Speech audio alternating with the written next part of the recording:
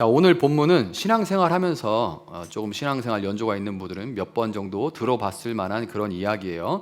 등장인물이 여러 명 나오지만 크게 주인공은 마르다 그리고 마리아입니다. 마르다는 지금 이제 막 연극 무대라고 하면 여기서 막 마르다는 이리 뛰고 저리 뛰고 막 호다닥거리고 있어요. 굉장히 여러 가지 일로 분주하니까 이제 뭔가 까칠합니다. 그래서 우리가 이 마르다를 볼 때는 저 사람은 정말 일을 중심으로 하는 사람이구나 이런 생각이 듭니다. 반대편에 마리아가 있어요. 마리아는 말씀하시고 있는 예수님과 제자들하고 이렇게 어울리다가 그냥 아주 철푸덕 주저앉아서 그 말씀을 듣고 있습니다. 그래서 재밌게 제가 이번 주에 이제 버크만 컨설팅을 하게 됐는데 계속 이 생각이 났습니다. 이제 마르다는 딱 버크만 여러분도 전에 수련회 때 했었는데 전형적인 초록색 이제 디스크로 하면 I형이죠. 그래서 막 이야기하고 여기서도 관계 중심형 인간이고, 마르다는 딱 그거 제일 싫어하는 이제 대각선으로 반대에 있는 노란색 노랑이에요. 그래가지고 이제 막 체계적으로 탁탁탁 일하는 거 이런 거 좋아하는 사람입니다. 그러니까 서로 이제 잘 안 맞죠. 그래서 근데 이 마리아가 거기 철푸덕에 앉아서 예수님 말씀 듣고 있는 이런 모습을 예수님도 허용하고 있어요. 그러니까 야, 너 거기서 뭐해? 가서 일해. 이렇게 안 하시고 쭉 거기 앉아 있는데 이야기를 계속 하시니까 허용하신 거죠. 이 성격 좋아 보이고 뭔가 활달하고 텐션 높아 보이는 이 마리아. 그래서 관계 중심적인 사람이라고 할 수 있겠어요. 그래서 우리가 이 본문을 읽으면 대체로 어떤 생각을 하냐면 누가 옳은가에 초점을 맞춥니다. 누가 맞나? 교회에서 이게 굉장히 이슈예요. 특별히 이제 교회가 더 커지면 커질수록 이게 누가 맞나에 집중하게 됩니다. 셋 중에 하나죠. 마리아가 맞다. 마르다가 맞다. 둘 다 필요하다. 요렇게 이제 서로 갈라집니다. 이제 그래서 마리아, 마르다 둘 다 필요하다. 요렇게 의견이 나눠지는데 결국에는 두 가지 중에 하나예요. 세 가지로 나눠지지만 결국엔 두 가지 중에 하나예요. 뭐냐면 섬김과 봉사보다는 교회는 관계가 우선이다. 관계 맺고 하는 게 우선이다. 이런 의견이 나올 수가 있고, 그 다음에는 교회에서는 둘 다 일하는 사람도 필요하고 관계 중심적인 것도 필요하니까 둘 다 필요하니까 사람에 맞게 기질대로 그 사람의 기질대로 하게 두면 된다. 이렇게 말하게 됩니다. 이렇게 결론이 나는 거죠. 자, 그런데 이렇게 말을 하지만 우리는 선입견으로 인해서 대개 마리아가 좀 더 사람 좋고 마리아가 있으면 분위기 좋고 좀 좋을 것 같다라고 좀 호감이 마리아 쪽으로 기우는 것 같아요. 그런데 현실에서 보면 할 일은 많은데 마리아만 우글거리면 진짜 힘듭니다. 여러분 이제 직장생활, 저는 뭐 본격적으로 직장생활을 하진 않지만 그러나 직장에서 혹은 교회에서도 마찬가지예요. 뭐 어떤 일이 있는데 거기에 그냥 다들 커피 한 잔 갖고서 그냥 막 얘기만 하고 있다면, 또 여러분의 그 직장에서 팀장이 일을 잘하는 팀장, 좀 무뚝뚝하고 그렇지만 까칠하지만 일은 엄청 잘하고 그 뭔가 성과를 내는 그런 팀장이 좋아요? 아니면 사람만 좋아가지고 그냥 일이 진행이 안 되는 그런 팀장이 좋아요? 그냥 우리가 이제 말은 하긴 그렇지만 대부분 생각하는 게 있죠. 자, 그런데 이 본문을 가만히 들여다보면 본문은 이상하게도 이 마르다의 분주함에 대해서 우리 마음속으로는 어쨌든 이 마리아가 좀 좋을 것 같은데 라고 생각하면서도 근데 마리아 현실적으로 마리아만 있으면 진짜 힘들겠다 이런 생각하면서도 본문은 마르다에 대해서 부정적이에요. 왜냐하면 단어들을 보면 알 수가 있습니다. 염려하나라는 염려라는 게 있어요. 너 지금 염려하고 있잖아, 걱정하고 있잖아 이렇게 얘기하고, 들떴다 이렇게 얘기해요. 너 지금 들떠 있네 이렇게 얘기를 해요. 그러니까 이제 마르다에 대해서 되게 부정적인 것처럼 보입니다. 그런데 본문은 이 마리아 역시 일은 안 하고 관계만 맺고 있어서 긍정적인 평가를 받는 것은 아니에요. 분명히 마리아에게 긍정적입니다. 그렇지만 마리아가 일은 하나도 안 하고 이제 이야기만 하고 어울리기만 해서 긍정적인 평가를 받고 있는 것은 아니에요. 42절 보면 아까 우리가 읽은 것에 이런 표현이 있죠. 마리아는 좋은 몫을 택하였다 이렇게 돼 있어요. 우리 말로는 원문의 시제가 안 드러나지만 시제가 안 드러나고 또 우리나라 표현에는 없는 문법이에요. 그러니까 이걸 우리가 현재 완료라고 하죠. 이게 영어로 보면 Mary has chosen what is better라고 돼 있어요. 아니면 the good part라고 돼 있습니다. 그러니까 has chosen이라고 돼서 우리 많이 중학교 때 고등학교 때 공부하는 현재 완료입니다. 이게 우리나라에는 없는 문법 시제죠. 그냥 우리는 했어. 그 다음에 지금 하고 있어, 할 거야, 이렇게 딱딱 구분되는 시제를 가지고 있는데, 영어에는 현재 완료라는 게 있죠. 현재 완료가 뭐냐면, 기억을 더듬어 보면 과거에 어떤 일어난 일 혹은 내가 선택한 어떤 일이 지금까지 영향을 미치고 있는 상태에 대해서 얘기를 하는 겁니다. 지금 이 말하고 있는, 지금 서 있는, 지금 있는 이 상태까지 그 선택이나 그 행동이나 그 일이 영향을 쭉 미쳐오고 있으면 그거를 현재 완료라고 얘기를 하죠. 그러니까 이 시제를 볼 때 우리가 뭘 할 수 있어요? 마리아는 일은 하나도 안 하고 놀기만 하는 성격 좋은 그 자매가 아니라, 아마도 언니가 마리아 너 이것 좀 하고 이것 좀 해 라고 하는 그 시키는 일을 하다가 어느 때, 과거의 어느 때부턴가 더 좋은 편을 선택한 거예요. 마리아는 일을 하나도 안 한 게 아니라 어느 때에 이게 더 좋다 하고 좋은 것을 택한 겁니다. 그리고 본문의 이 현재 완료 시제는 이 마리아의 그 상황에서의 그 선택은 오늘 본문을 대하는 우리에게까지 영향을 미치고 있습니다. 그러니까 마리아가 이때 has chosen, 선택한 그 순간, 그 과거에 선택한 그 시제는 지금까지 영향을 쭉 미치고 있습니다. 수천 년이 지난 지금까지도 우리에게 영향을 미치고 있어요. 여전히 우리는 같은 시제 안에 있는 겁니다. 자, 그렇다면 추수감사절을 지나온 우리가 택해야 하는 좋은 목, 더 굿 파트라고 되어 있는 이 좋은 몫은 무엇일지 우리가 한번 살펴보도록 하겠습니다. 자, 성경에 보면 마리아가 선택한 그 좋은 몫이 나와 있어요. 그 좋은 몫이 뭐예요? 주님의 발 곁에 앉아서 주님의 말씀을 듣는 것을 그녀는 일을 하다가 그때 어느 순간에 그것을 선택해서 그때부터 쭉 지금까지 영향을 그 선택에 미치고 있는 겁니다. 주님의 발 곁에 앉아서 그분의 말씀을 듣는 것. 마리아는 아마 먼지 많은 길을 걸어온 예수님과 12 제자들 합쳐서 최소 13명이죠. 뭐 다른 사람들은 이름이 안 나오니까. 그런데 예수님 그리고 12 제자 최소 13명이에요. 13명의 발 씻을 물을 내어 드리다가 이제 유대인들은 테이블에 비스듬히 이렇게 기대가지고 얘기를 하거든요. 이렇게 누운 것도 아니고 앉은 것도 아니고 약간 비스듬히 기대 있는 이런 모습으로 이야기를 나누고 심지어 거의 누운 것처럼 이렇게 밥을 먹습니다. 그게 그들의 전통이에요. 그렇게 있는데 거기서 발 씻을 물을 내다 드려서 발을 씻고 손도 좀 씻고 그러고 이제 밥 먹을 준비를 하도록 일을 하다가 그 자세로 이야기를 두런두런 나누는 예수님의 예수님과 제자들이 나누는 이야기에 빠져서 아예 주저앉아 듣게 된 것 같아요. 그렇다면 대체 우리는 마리아가 무슨 얘기를 들었기에 그렇게 됐을까에 관심이 가게 되는 거죠. 자, 그래서 성경을 바탕으로 근거 있는 영적인 상상력으로 그때 그 자리로 한번 가보도록 하겠습니다. 요 마리아하고 마르다 그리고 오빠인 나사로는 예수님하고 굉장히 가깝게 지내고 여러 번 만났기 때문에 성경에 그들의 흔적이 이곳저곳, 특별히 마태, 마가, 누가, 요한, 사복음서에 다 그 흔적들이 흩어져 있어요. 다 그 얘기를 합니다. 어떤 사람은 이름을 정확하게 기록하기도 하고 어떤 사람은 어떤 여인이라고 기록을 하기도 하지만 그러나 그들의 이야기가 다 기록돼 있어요. 자, 그래서 요한복음 12장 3절을 보면 마리아가 예수님의 발에 향유를 붓고 머리털로 씻었다라는 이야기가 나와요. 향유를 붓고 머리털로 씻은 얘기가 나옵니다. 여인이 그 머리를 이렇게 그 중동 사람들 가리고 있는 것을 이걸 풀고 머리를 드러내서 예수님의 발을 씻었다라는 얘기가 나오죠. 이 향유라는 것은 결혼 지참금입니다. 당시에 여인들이 결혼할 때 가지고 갔던 결혼 지참금이에요. 혼수로 이제 결혼할 때 가지고 가서 귀한 손님이 오시면 조금 따라서 그 머리에 부어서 머리에 거기 먼지 많고 건조하니까 물도 없고 그러니까 목욕 잘 못해요. 그래서 향수 같은 거는 우리나라는 원래 많이 안 썼죠. 우리는 이제 향수를 많이 쓰는 문화가 아니었으니까. 근데 중동이나 유럽 사람 쪽 그쪽은 물이 귀하고 이러니까 이제 향수 이런 걸 많이 씁니다. 그래서 멀리서 온 귀한 손님 있으면 조금 따라가지고 그 머리에 이렇게 발라주고 그렇게 하는 거예요. 그리고 너무 집안 형편이 좀 어려우면 조금씩 따라서 팔아서 쓰기도 하는 이런 것이 향유입니다. 마가복음 똑같은 얘기가 나오는 그 마리아 마르다가 등장하는 마가복음 14장 3절부터 9절을 보면 이 일이 머리를 풀어서 예수님의 발을 씻기는 이 일은 나병 환자, 한센시 환자죠. 한센시 병. 나병 환자 시몬의 집에서 일어났다라고 얘기를 하고 있습니다. 시몬은 성경이 바리새인이라고 그렇게 기록을 해요. 바리새인이라는 것은 이제 사회 지도층이죠.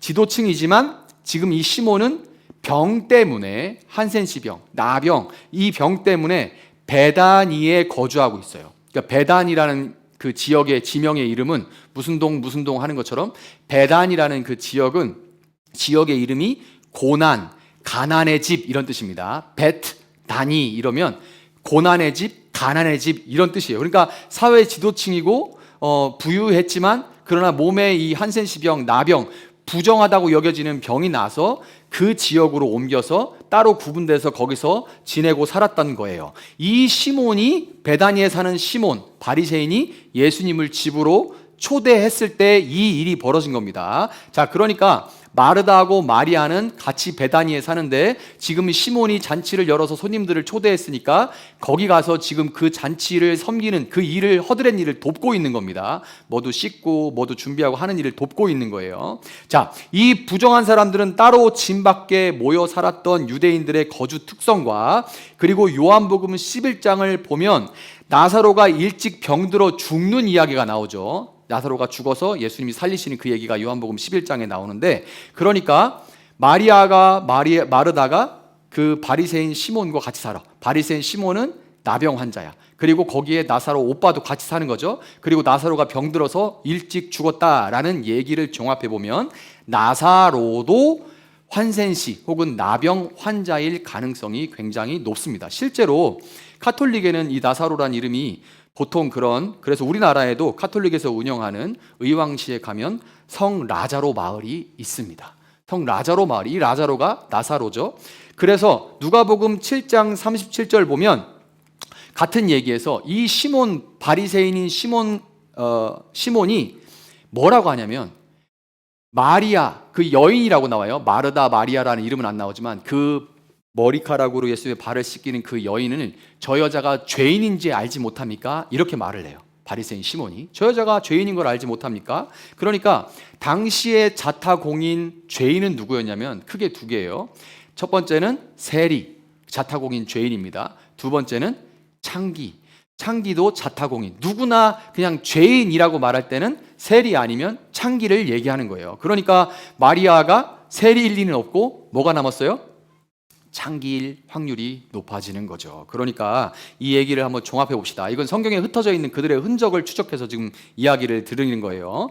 마리아는 병든 오빠를 돌보면서 몸이 이렇게 막 썩어가는 그 막 종기가 심하게 나고 썩어가는 그런 병이죠. 그래서 이 병든 오빠를 돌보면서 몸 파는 일로 근근히 살아가면서도 혹시나 내가 결혼을 언젠가는 할 수 있지 않을까 하는 그 생각으로 악착같이 돈을 모아서 향유를 장만한 겁니다. 향유를 장만한 거예요. 보통 결혼 지참금으로 준비하는 이 향유는 그냥 감람유입니다. 올리브유예요. 올리브유를 사서 모아놓는 거예요. 그 중에서 고급 올리브유겠죠. 우리도 뭐 버진 뭐 이런 거 있잖아요. 인터넷 검색해 보면 올리브유도 가격이 천차만별입니다. 근데 아주 순수 올리브유 이런 거 비싸잖아요.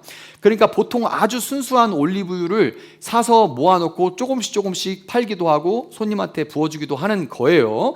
그런데 지금 이 마리아는 향유 중에서 최고급인 나들을 샀다고 이야기를 합니다. 그러니까 계산 빠른 가룟 유다가 계산을 해보니까 이 대충 돌려보니까 이거 한 300데나리온은 되겠는데 그거를 왜 이렇게 낭비하고 허비하냐 이렇게 얘기를 하죠.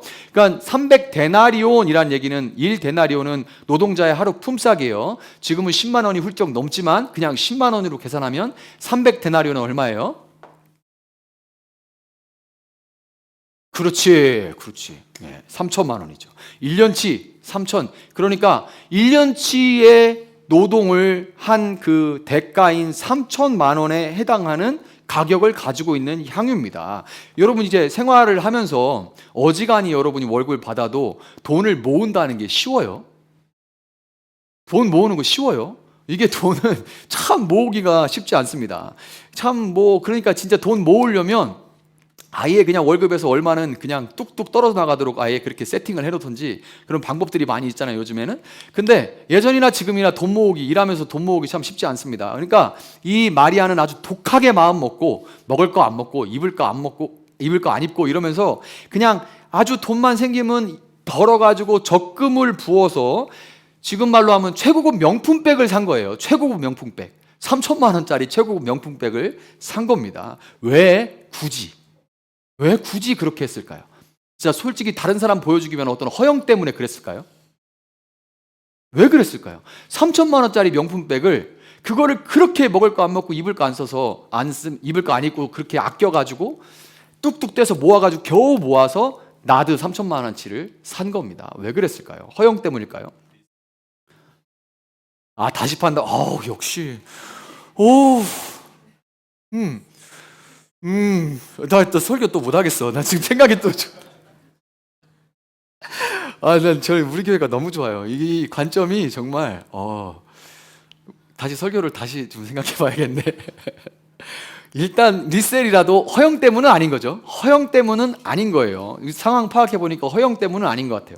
자, 여러분 이제 마리아 입장에 생각을 좀 해봅시다. 싫어도 웃어야 되고, 막 인상 쓰면서 손님들을 막 이렇게 끌어모을 수는 없잖아요. 싫어도 웃어야 되고, 때로는 정말 무서운 폭력에 노출이 되기도 하고, 죽고 싶을 만큼 망신을 당하는 그런 수치를 당하기도 하고, 혹시 이 남자는 나 같은 여자도 과거 같은 거 묻지 않고 나 같은 사람도 받아주려나 했다가 이용만 당하고 버려지기도 하고, 집에 그 일을 마치고 돌아와봐야 달라진 건 하나도 없고 소망이나 기대할 거는 하나도 없는 그런 막막한 현실이죠. 오빠는 여전히 아프고 언니도 나랑 비슷하게 살고 있고 답답하고 바뀔 건 하나도 없어요. 어쩌면 이 마리아, 그녀도 속으로는 알고 있었을지도 모르죠. 결국에 나는 결혼 못할 거라는 거. 그녀도 알고 있었을지도 모릅니다. 깊은 곳에는 알고 있었을지도 몰라요. 아무도 나 같은 여자와는 결혼해주지 않을 거라는 것을 알고 있었을 겁니다. 그런데 그런 생각이 막 올라와서 나는 이렇게 살다가 죽는가? 나는 아무 소망이 없나? 이런 생각이 이렇게 물실물실 올라올 때마다, 두려움이 고개를 들 때마다 마리아를 버티게 해준 것은 향유입니다. 남들은 혼수로 감람유를 준비할 때 자기는 부자들이나 쓰는 이 나들을 사서 놓고 이것만 있으면 나도 언젠가는 잘생기고 잘난 신랑을 만나서 아름다운 예쁜 결혼 생활을 할 수 있을 거라는 그런 막연한 기대를 하면서 현실의 암담함을 그냥 지우는 거죠. 그런 생각이 들 때마다 요거를 바라보는 거죠. 요거를 바라보면서 잘 될 거야. 이런 게 없으면 어떻게 살아가요? 그러니까 이 막막함을 견디는 그런 어떤 도구, 통로가 되는 거죠. 누구나 행복하고 싶어 합니다. 행복하기 싫은 사람 아무도 없어요. 누구나 행복하고 즐겁게 살고 싶어 합니다. 더 나은 인생을 살고 싶어 하죠. 그래서 이 향유는 파랑새라고도 얘기를 할 수가 있고요. 행복을 만들어 가기 위해, 내가 행복하고 싶어서 내가 그 행복을 만들어 가기 위해 각자 붙들고 있는 어떤 것, 그것을 향유가 상징하고 대표하고 있는 겁니다.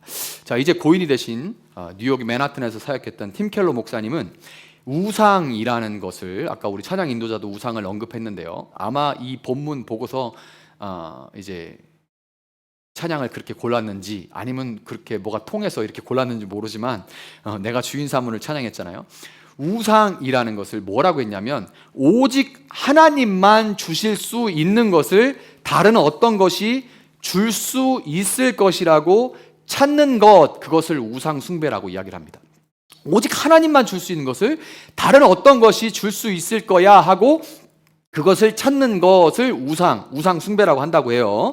하나님이 택한 하나님의 백성이 철저하게 우상 숭배를 하고 살고 있는데 과연 행복할 수 있을까요? 잠깐은 그럴 수 있을지 모르지만 진정으로 그럴 수 있을지는 의문이죠. 그런 삶을 보다 못한 하나님의 아들이 직접 마리아를 찾아오셨고, 마리아는 그때 예수님과 제자들이 둘러앉아서 이 이야기를 하고 있을 때 그 이야기에, 이런 배경과 이런 마음을 가지고 있던 마리아는 이 이야기를 나누는데 거기에 거기에 빠져 들어갔을 겁니다. 같이 한번 읽어볼게요. 호세아 3장 1절부터 5절입니다. 자, 같이 한번 읽어봅시다. 시작. 주님께서 나에게 또 말씀하셨다. 그 여인을 사랑하여라. 이스라엘 자손이 다른 신들에게로 돌아가서 건포도를 넣은 빵을 좋아하더라도 나 주가 그들을 사랑하는 것처럼 너도 그 여인을 사랑하여라. 그래서 나는 은 15세겔과 보리 한 오멜 반을 가지고 가서 그 여인을 사서 데리고 왔다. 나는 그 여인에게 말하였다. 당신은 많은 날을 나와 함께 살면서 창녀가 되지도 말고 다른 남자와 관계를 맺지도 말고 나를 기다리시오. 그동안 나도 당신을 기다리겠소. 이스라엘 자손도 만일 나를 이렇게 왕도 통치자도 없이 희생자물도 돌기둥도 없이 에봇도 드라밈도 없이 살 것이다. 그런 다음에야 이스라엘 자손이 돌이켜서 주 그들의 하나님을 찾으며 그들의 왕 다윗을 찾을 것이다. 마지막 날에는 이스라엘 자손이 떨면서 주님 앞에 나아가 주님께서 주시는 선물을 받을 것이다. 아멘. 호세아와 그 아내인 창녀 고멜 이야기죠. 하나님께서 정말 잘난 호세아라는 선지자, 그 읽어보면 호세아가 얼마나 탁월한 선지자인지, 그 지역에서 지도자인지 잘 배우고 아주 나이스한 사람인지 알 수 있어요. 그 사람 호세아의 배경에 대해서. 그러나 하나님은 호세아한테 가서 창기 고멜과 결혼해라 이렇게 얘기를 합니다. 근데 결혼을 해서 애를 낳고 살아요. 그런데 누구 애인지는 모르죠. 애를 낳고 살아요. 근데 또 나가서 전에 했던 일을 합니다. 근데 호세아는 가서 그 여인을 값주고 다시 사와서 너 같은 여자가 이게 아니라 그렇게 하지 마라. 나는 너를 기다리겠다. 이렇게 얘기를 하라고 합니다.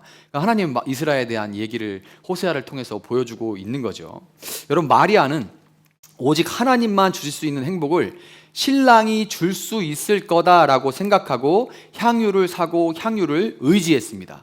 하나님은 마리아를 사랑하셔서 마리아를 용서하시고 이미 그녀를 위해서 호세아, 이 호세아가 시브리어 호세아가 신약에 오면 예수와 예수 그리스도입니다. 호세아가 신약에서는 예수와 예수님이에요. 그래서 하나님은 마리아를 사랑하셔서 그녀의 진짜 참된 신랑인 예수님을 보내주셔서 그녀를 위해 값을 주고 그녀를 사서 법적인 신랑이 되게 해주셨어요. 이 이야기를 하고 있는데 마리아가 그 자리에 앉아 있었던 거예요. 여러분, 우상이 무서운 것은 자연스러운 것과 분별이 좀 어렵기 때문에 그렇습니다.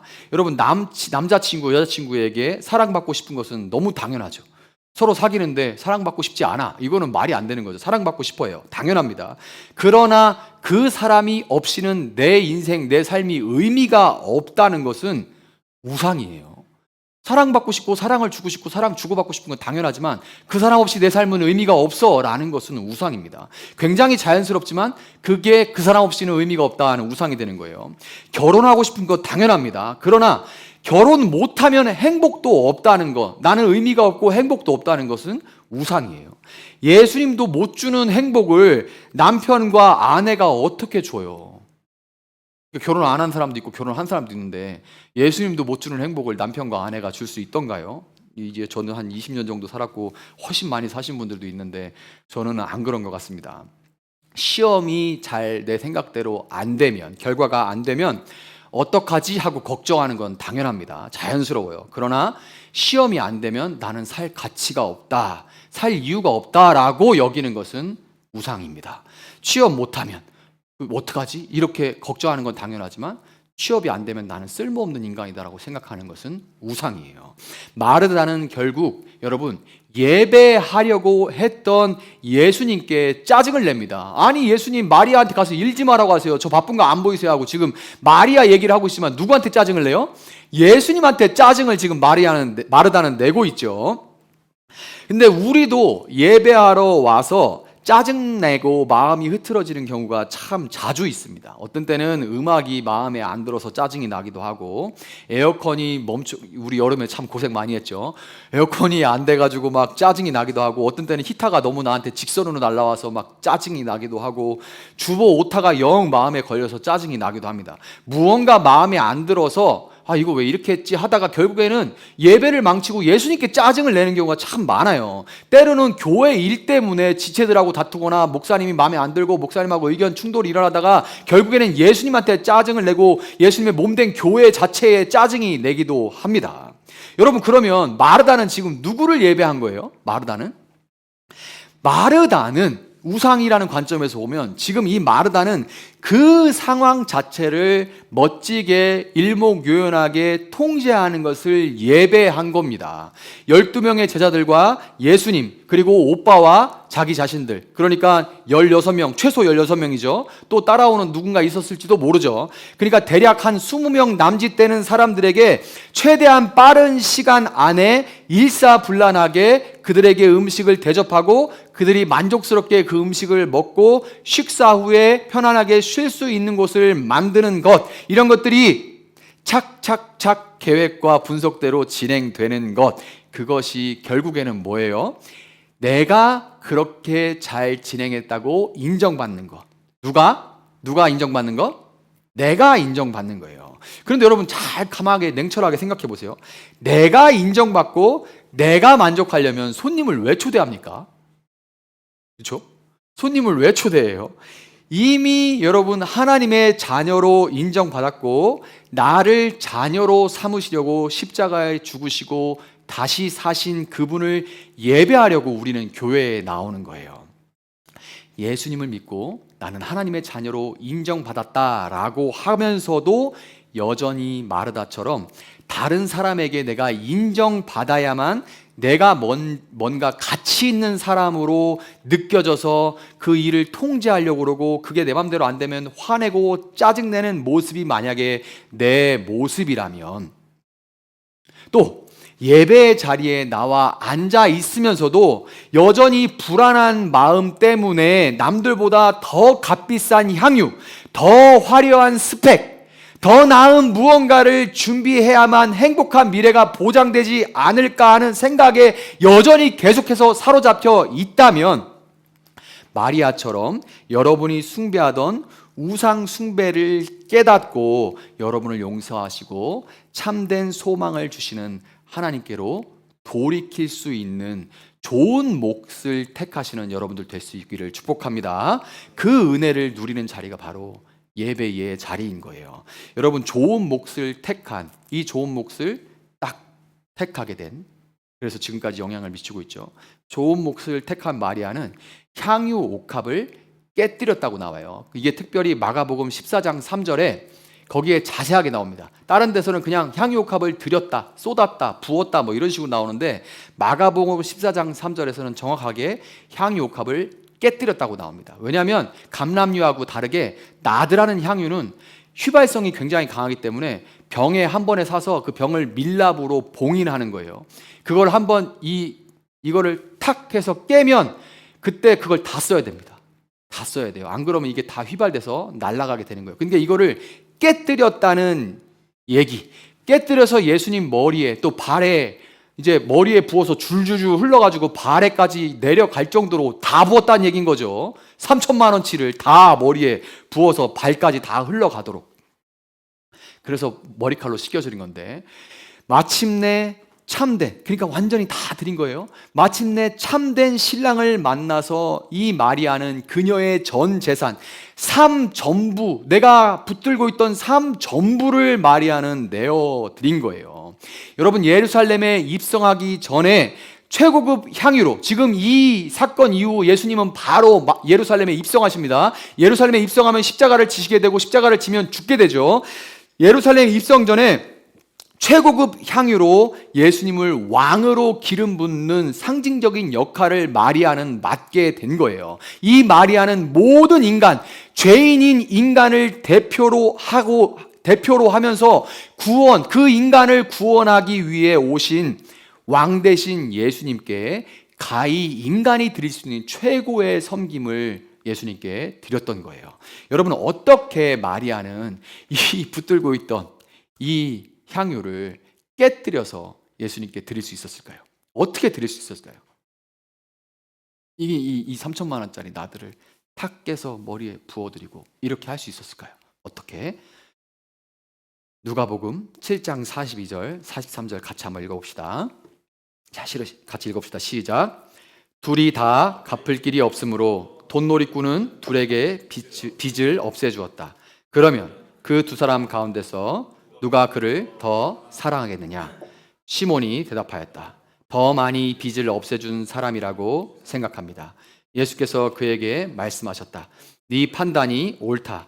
더 많이 용서받은 자가 더 많이 사랑한다 라고 예수님 말씀하시는 거예요. 네가 옳다. 이 여인이 이렇게 할 수 있었던 것은 더 많이 용서받았기 때문에 더 많이 사랑하는 것이다 라고 예수님 말씀하십니다. 나드는 휘발성이 강해서 뚜껑인 밀랍을 깨뜨려 열어버리면 끝이라고 제가 말씀을 드렸죠. 그러니 마리아는 예수님 한 분이면 이제 저에게 충분합니다 라고 그 삶으로 고백하고 선포했던 거예요. 오직 이제 나는 신랑 대신 예수님만 보고 그분만을 기쁘시게 하기 위해서 살아가겠습니다 라고 고백한 겁니다.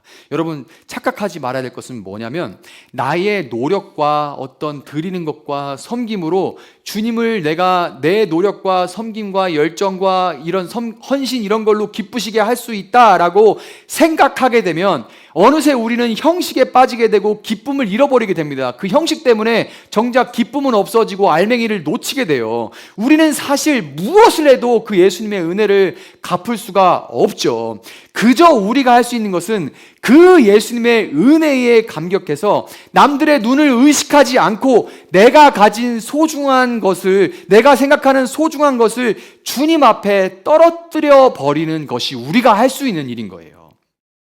다른 사람이 어떻게 생각할까를 신경 썼다면 마리아는 결코 사람들 앞에서 머리칼로 예수님의 발을 씻길 수는 없었을 겁니다. 왜냐하면 여인이 머리를 드러내고, 그래서 머리를 드러낸다는 것은 당시에 굉장히 성적인 의미를 가지고 있었기 때문에 그럴 수 없었어요. 근데 머리칼을 사람들이 보든 말든 내 머리칼을 드러내고 그걸로 발을 씻겼다는 것은 다른 사람을 신경 쓰지 않고 내 모든 것을 예수님 앞에 드린 겁니다. 그리고 발을 씻기는 건 노예의 일이죠. 자기를 노예로 내려가지고 예수님이 나의 주인입니다라고 고백하고 다른 사람을 신경 쓰지 않고 내 모든 것을 예수님 앞에 드린 거예요.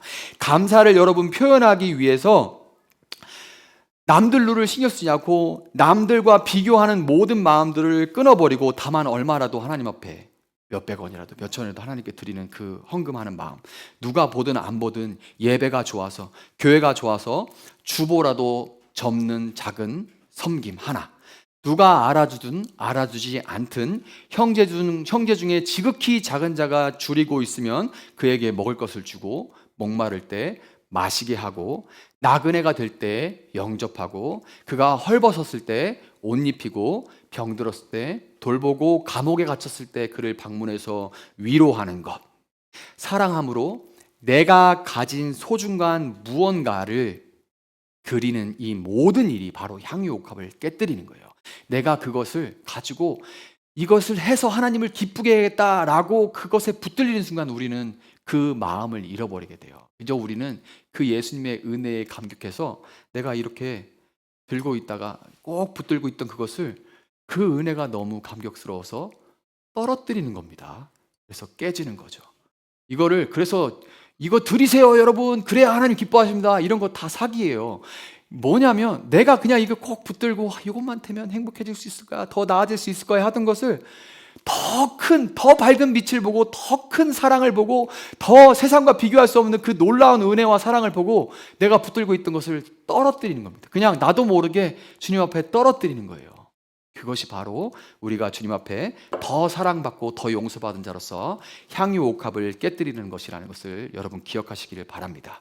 그것이 세상 대신 예수님을 신랑으로 맞이한 사람이 살아가면서 택해야 할 좋은 몫이라는 것을 여러분 기억하고 믿으시기를 바랍니다. 말씀을 맺도록 하겠습니다. 마가복음 14장, 누가복음 7장, 요한복음 12장에는 다 마르다 마리아의 이야기가 다 같은 이야기가 나와요. 그렇지만 마가복음 14장은 한 가지가 다릅니다.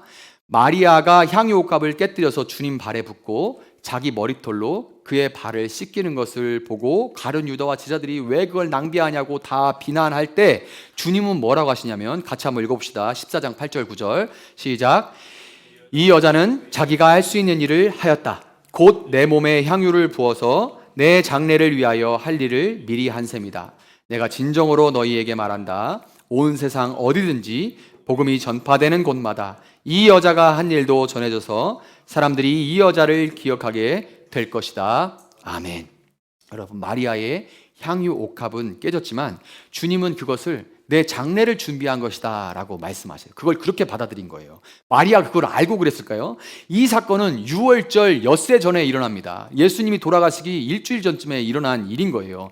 예수님의 죽음은 하나님의 비밀이었습니다. 왜냐하면 여러분, 예수님이 십자가에 달리고 예수님이 십자가에서 죽으시면 인간의 모든 이 죄악들이 용서받는다는 것을 사탄이 알았다면 어떻게든 예수님이 십자가에 가는 것을 막았겠죠. 그런데 사탄은 예수님을 십자가에 못 박으려고 모든 괴계를 펼쳤어요. 몰랐다는 거예요. 하나님의 비밀이기 때문에.